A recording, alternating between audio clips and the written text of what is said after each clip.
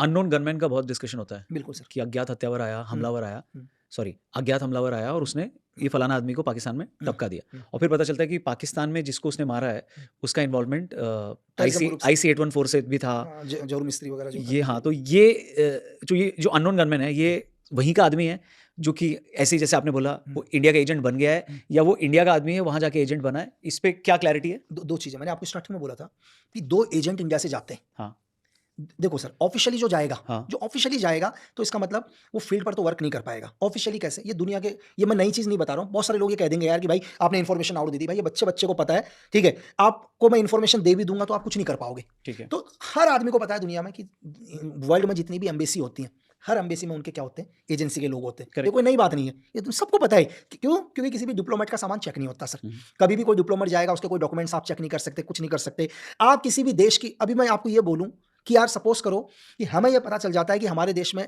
एक एम्बेसी है किसी देश की और उस एम्बेसी के अंदर दुनिया भर के वेपन्स पड़े, हम कुछ नहीं कर सकते ना सर। क्योंकि किसी एम्बेसी के अंदर घुसना उस देश के खिलाफ वॉर है, इज द लॉ है ना। तो सबको पता है कि एम्बेसी में क्या होता है। तो अगर ऑफिशियली कोई एजेंट गया है तो फील्ड में तो काम नहीं कर पाएगा सर। वो सिर्फ क्या कर सकता है, वहां पर हैंडलिंग कर सकता है, हैंडलर कर सकता है, वहां की चीजों को मैनेज कर सकता है, वहां फंड देख सकता है, वहां नई रिक्रूटमेंट करवा सकता है।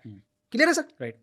तो ये फील्ड में काम नहीं कर पाएगा। दूसरा क्या है कि एक एजेंट अनऑफिशियली तरीके से जाता है। अनऑफिशियली आप वो डिप्लोमेट के तरीके से नहीं जाएगा। अनऑफिशियली जाने के बहुत सारे तरीके हैं, तो हम उस पर डिस्कस नहीं करेंगे। सपोज करो एक एजेंट चला गया अनऑफिशियली किसी भी देश के अंदर।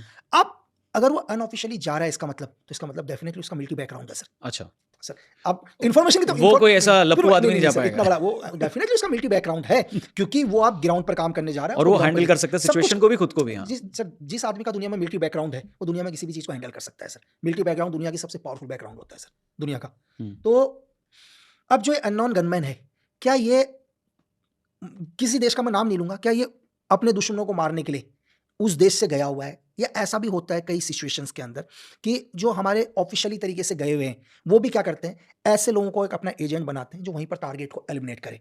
हमारे देश के अंदर जो लोकल भी होगा, वहां का लोकल हो सकता है। अभी सपोज करो सर, हिंदुस्तान में बहुत सारी हत्याएं होती हैं सर, होती है ना बहुत सारी हत्याएं। तो जरूरी तो नहीं है कि हत्याएं कोई आर्मी या मिलिट्री या पुलिस ही कर रही है, लोकल बदमाश भी करता है ना सर। तो हो सकता है कि एजेंसीज क्या करती है, जो वहाँ के लोकल क्रिमिनल, लोकल गैंगस्टर हैं, इनको हायर करते हैं, काम देते हैं, अपना काम निकलवाते हैं। इन गैंगस्टरों को पता ही नहीं होता है मार किसको रहे हैं। मेरी बात समझे? अगर मैं एक को ये बोलूं यार अभी कि एग्जांपल के लिए, कोई भी आदमी आके इंडिया में आके बोलता है कि वो पता लगातार किस टाइप के क्रिमिनल लोग हैं, बोला ये आदमी क्राइम करता है, पैसे ऐसे लेके मर्डर करता है, उसको बोला एक काम कर 10 लाख रुपए देता हूँ, फलाने आदमी की एक दुकान है उसको गिरा, उसको लेकर मैं दुकानदार को गिरा रहा हूँ, क्या लगेगा? दुकानदार को गिरा रहा हूँ। और बाद में पता चलता है उस दुकानदार के आड़ में एक ISI एजेंट है। अब आप